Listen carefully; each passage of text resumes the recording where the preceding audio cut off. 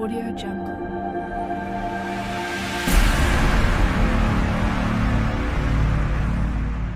Audio Jungle. যখন পৃথিবীতে অন্যায় আর অহংকারে ডুবেছিল ফেরাউন, তখন আল্লাহ পাঠালেন একজন মানুষ, যিনি ছিলেন শুধু একজন নবী নন, বরং ছিলেন সত্য ও বিশ্বাসের প্রতীক। তার হাতে ছিল একটি সাধারণ লাঠি, কিন্তু সেই লাঠিতেই ছিল আল্লাহর অশেষ শক্তি, যা একদিন মিথ্যার রাজ্যে কাঁপন ধরিয়ে দেয়। ফেরাউনের হাজার শূন্যের সামনে সেই লাঠি সাপে রূপ নিল, আর সবাই হতবাক হয়ে গেল আল্লাহর কুদরতের সামনে। তখন থেকেই শুরু হলো এক নবীর সংগ্রাম, এক জাতির মুক্তির লড়াই আর এক বিশ্বাসের পরীক্ষা। এই গল্প শুধু ইতিহাস নয়, বরং এটা আল্লাহর ক্ষমতার জীবন্ত প্রমাণ, যেখানে এক নবীর ধৈর্য, এক আল্লাহর আদেশ আর এক অলৌকিক লাঠি মিলিয়ে তৈরি হলো এমন এক ঘটনা যা আজও মানুষকে ঈমান ও তাওহীদের পথে আহ্বান করে। একসময় মিশরের শাসক ফেরাউন নিজেকে আল্লাহ বলে দাবি করত। তার অহংকার ও অন্যায়ের সীমা ছিল না। সে মানুষকে দাস বানিয়ে রাখত। আল্লাহর নাম শুনলেই সে ক্রোধান্বিত হয়ে যেত। তখন আল্লাহ তাআলা ফেরাউনের দমন নীতি দেখে তার বান্দাদের পরীক্ষা নিতে চাইলেন। এক রাতে ফেরাউনের স্বপ্নে দেখা যায় এক শিশু জন্ম নেবে, যে বড় হয়ে তার রাজত্ব ধ্বংস করবে। ফেরাউন ভয়ে কাঁপতে কাঁপতে সকালে হুকুম দিল, মিশরের প্রতিটি বনি ইসরায়েল পরিবারের নবজাতক পুত্র সন্তানকে হত্যা করা হবে। এই ভয়াবহ সময়েই জন্ম নিলেন নবী মূসা আলাইহিস সালাম। আল্লাহ তাআলা তার মায়ের অন্তরে এক বিশেষ অনুপ্রেরণা দিলেন। যেমন কুরআনে বলা হয়েছে, সূরা কাসাস আয়াত 7 আল্লাহ বলেন, আমি মূসার মাকে অনুপ্রাণিত করেছিলাম, তুমি তাকে দুধ পান করাও, এবং যখন তার জীবনের ভয় করো তখন তাকে নদীতে নিক্ষেপ করো। ভয় করো না এবং দুঃখ করো না, নিশ্চয়ই আমি তাকে তোমার কাছে ফিরিয়ে আনবো এবং তাকে নবী করব। এই আয়াত আল্লাহর রহমতের এমন এক নিদর্শন, যা প্রমাণ করে মানুষের দৃষ্টিতে অসম্ভব হলেও আল্লাহর কাছে সবকিছুই সহজ। মূসার মা আল্লাহর আদেশ মেনে শিশুটিকে একটি ছোট কাঠের বাক্সে রেখে নাইল নদীতে ভাসিয়ে দেন।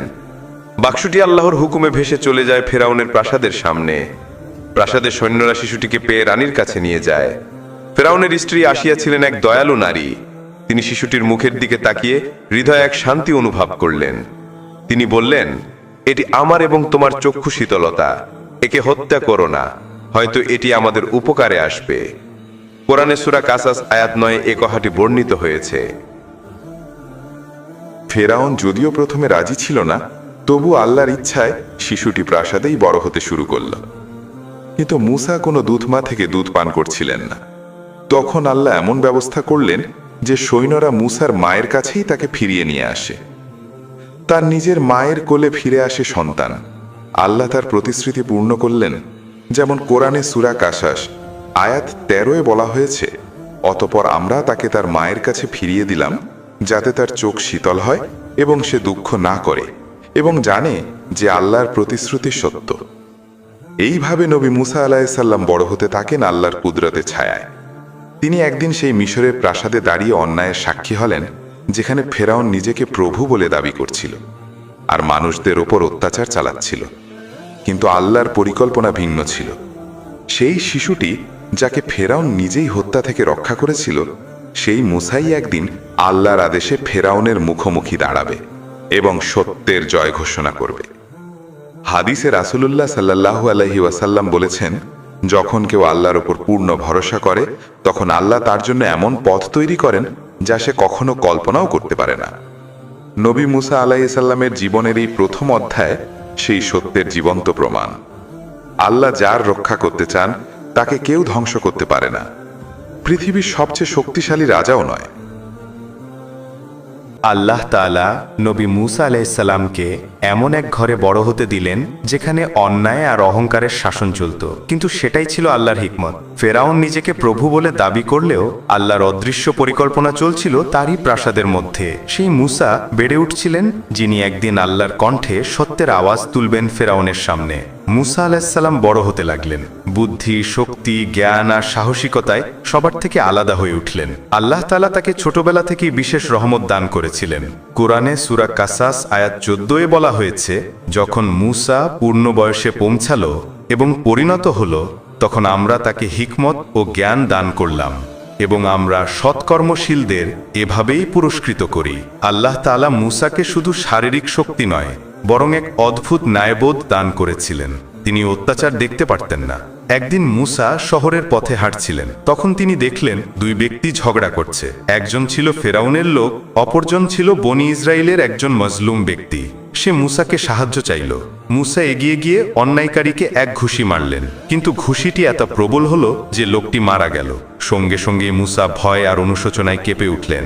তিনি বললেন, কোরআনে বর্ণিত সূরা কাসাস আয়াত 16-এ, হে আমার প্রভু, আমি নিজেই নিজের প্রতি অন্যায় করেছি, তুমি আমাকে ক্ষমা করে দাও। এরপর আয়াতে বলা হয়েছে, অতঃপর তিনি তাকে ক্ষমা করে দিলেন। নিশ্চয়ই তিনি ক্ষমাশীল, পরম দয়ালু।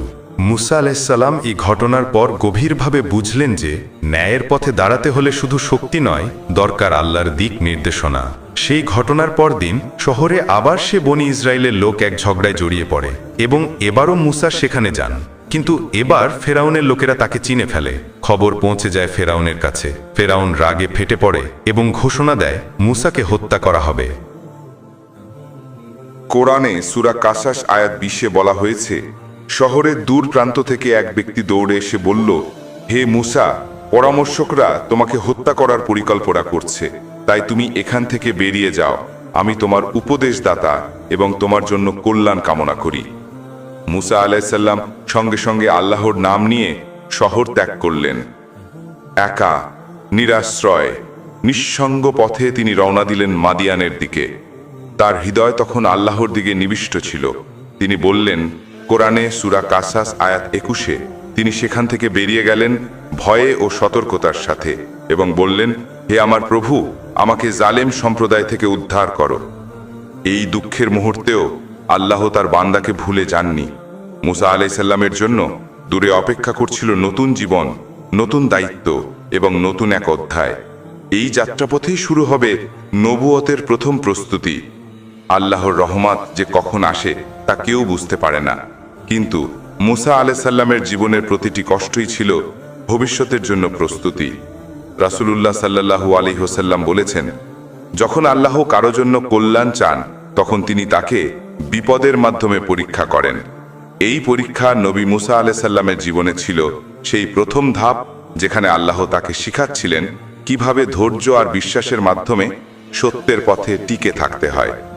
এভাবেই মুসা আলাইহিসসালাম যাত্রা শুরু করলেন আল্লাহর পথে একা, কিন্তু আশাবাদী অন্তরে এই বিশ্বাস রেখে যে যিনি নদীতে ভাসিয়ে রক্ষা করেছিলেন তিনি এখন মরুভূমিতেও রক্ষা করবেন। তার সামনে অপেক্ষা করছে নতুন দেশ, নতুন মানুষ এবং এক বিস্ময়কর মিলন যা তার ভাগ্য পাল্টে দেবে চিরদিনের জন্য। মুসা আলাইহিসসালাম শহর ছেড়ে চলে গেলেন ভয় আর একাকিত্ব নিয়ে।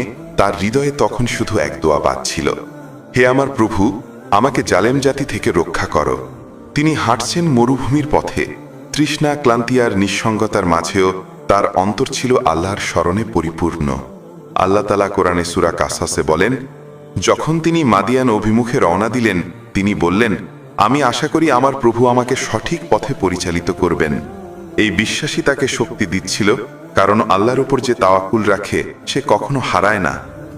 অনেক দিনের পথ পেরিয়ে অবশেষে তিনি পৌঁছালেন মাদিয়ানের এক কুয়োর কাছে। সেখানে দেখলেন অনেক মানুষ নিজেদের পশুদের পানি খাওয়াচ্ছে, আর একপাশে দুজন তরুণী দাঁড়িয়ে আছে দূরে। তারা অপেক্ষা করছে যেন ভিড় কমলে পানি তুলবে। মুসা আলাইহিসসালাম তাদের কাছে গিয়ে শান্ত স্বরে বললেন, তোমরা দাঁড়িয়ে আছো কেন? তারা বলল, আমরা আমাদের পশুদের পানি তুলতে পারি না যতক্ষণ না রাখালেরা শেষ করে, আর আমাদের বাবা বৃদ্ধ মানুষ। তখন মুসা আলাইহিসসালাম তাদের জন্য পানি তুললেন। কষ্ট না ভেবে খুশি মনে করলেন যে আল্লাহ তাকে কারো উপকার করার সুযোগ দিয়েছেন। কাজ শেষ করে মুসা আলাইহিসসালাম ছায়ায় গিয়ে বসে পড়লেন। ক্লান্ত শরীরে মন খুলে দোয়া করলেন। কোরআনে আল্লাহ তাআলা বলেন, সূরা কাসাস আয়াত 24-এ, মুসা বললেন, হে আমার প্রভু, আমি যে কোনো কল্যাণের জন্য তোমার মুখাপেক্ষী। আল্লাহ এই এক দোয়া শুনলেন, সঙ্গে সঙ্গে তার জন্য রিজিক ও আশ্রয় লিখে দিলেন। কিছুক্ষণ পর ওই দুই তরুণীর একজন লজ্জাশীলা ভঙ্গিতে ফিরে এলো। সে বলল, আমার পিতা আপনাকে ডাকছেন যাতে তিনি আপনাকে আপনার পরিশ্রমের প্রতিদান দিতে পারেন। মুসা আলাইহিসসালাম তার সঙ্গে গেলেন। সেখানে পৌঁছে বৃদ্ধ শুআইব আলাইহিসসালাম মুসার কাহিনী শুনলেন। বুঝলেন এই যুবক সাধারণ কেউ নয়, তার মধ্যে আছে সততা ও সাহস। তিনি তাকে প্রস্তাব দিলেন, আমি চাই আমার এই 2 কন্যার একজনকে তোমার সাথে বিয়ে দিতে। তুমি যদি 8 বছর আমার জন্য কাজ করো আর চাইলে 10 বছর পূর্ণ করবে। মুসা আলাইহিস সালাম রাজি হলেন। এইভাবে আল্লাহ তাকে শুধু নিরাপত্তা নয়, বরং একটি সম্মানিত জীবন দিলেন। এই কাহিনীতে আল্লাহর হিকমত গভীরভাবে প্রকাশ পায়। মুসা আলাইহিস সালাম মিশর ত্যাগ করেছিলেন অপরাধীর মতো, কিন্তু আল্লাহ তাকে পৌঁছে দিলেন নবুয়াতের প্রস্তুতির জন্য এক শান্ত ভূমিতে।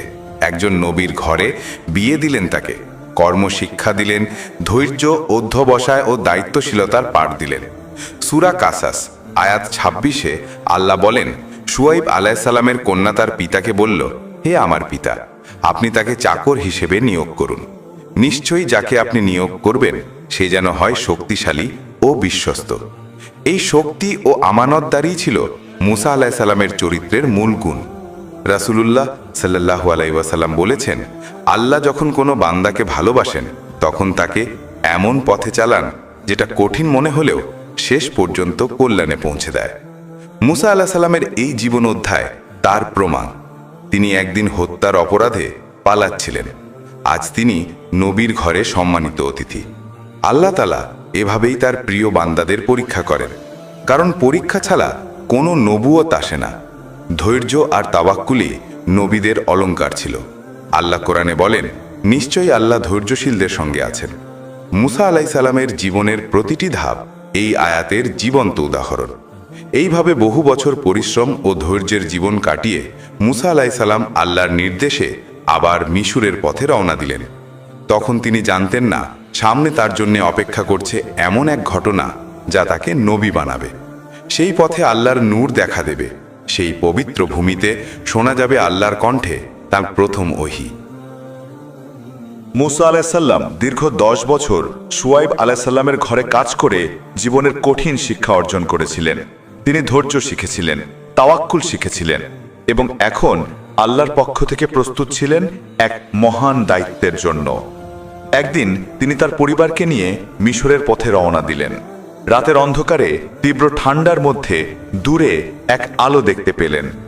তিনি বললেন, তোমরা এখানে থাক, আমি এক আগুন দেখেছি, হয়তো আমি ওখান থেকে কোনো খবর নিয়ে আসব বা কিছু আগুনের অঙ্গার আনব যাতে তোমরা উষ্ণ হতে পারো। মুসা আলাইহিস সালাম সেই আলোর দিকে এগিয়ে গেলেন, কিন্তু তা ছিল কোনো সাধারণ আগুন নয়। হঠাৎ একটি মহা বিস্ময়কর দৃশ্য তিনি দেখলেন। আগুন জ্বলছে কিন্তু গাছ পুড়ে যাচ্ছে না। সেই মুহূর্তে আল্লাহর পক্ষ থেকে আওয়াজ এলো, হে মুসা, আমি তোমার প্রভু, তোমার জুতা খুলে ফেলো, তুমি পবিত্র তুয়া উপত্যকায় আছো, আমি তোমাকে নবী হিসাবে মনোনীত করেছি, সুতরাং আমার কথা শোনো, আমি আল্লাহ ছাড়া আর কোনো ইলাহ নেই, অতএব তুমি আমারই ইবাদত করো এবং আমার স্মরণে নামাজ কায়েম করো। এই আয়াতটি কুরআনের সূরা তহাতে বর্ণিত হয়েছে, যেখানে আল্লাহ তাআলা মুসা আলাইহিস সালামের সাথে সরাসরি কথা বলেন। আল্লাহ তাআলা আরও বলেন, আমি তোমাকে বেছে নিয়েছি, তাই যা তোমাকে ওহী করা হচ্ছে তা মনোযোগ দিয়ে শোনো। নিশ্চয়ই কিয়ামত আসবে, আমি তা গোপন রেখেছি যাতে প্রত্যেক আত্মা তার কর্মফল অনুযায়ী প্রতিদান পায়। এখানে আল্লাহ তাআলা তাকে শুধু নবুয়তের দায়িত্বই দিলেন না, বরং মানব জাতিকে স্মরণ করিয়ে দিলেন বিচার দিনের কথা। এরপর আল্লাহ তাআলা মুসা আলাইহিস সালামকে তার মুজিজা দেখালেন। আল্লাহ বললেন, তোমার লাঠি ফেলে দাও। মুসা আলাইহিস সালাম লাঠি ফেললেন, তার সঙ্গে সঙ্গে জীবন্ত সাপ হয়ে গেল। তিনি ভয় পেয়ে পেছনে ফিরে গেলেন। তখন আল্লাহ বললেন, ভয় করো না, তোমার প্রভুর কাছে তুমি নিরাপদ। এরপর আল্লাহ তার হাতকে বগলের নিচে রাখতে বললেন। যখন তিনি বের করলেন তখন তা আলোকিত হয়ে উঠল, যেন চাঁদের মতো উজ্জ্বল। আল্লাহ বললেন, এই দুটি নিদর্শন নিয়ে যাও ফেরাউনের কাছে, সে সত্যি সীমা লঙ্ঘন করেছে। এভাবেই শুরু হয় নবী মুসা আলাইহিস সালামের নবুয়তের অধ্যায়।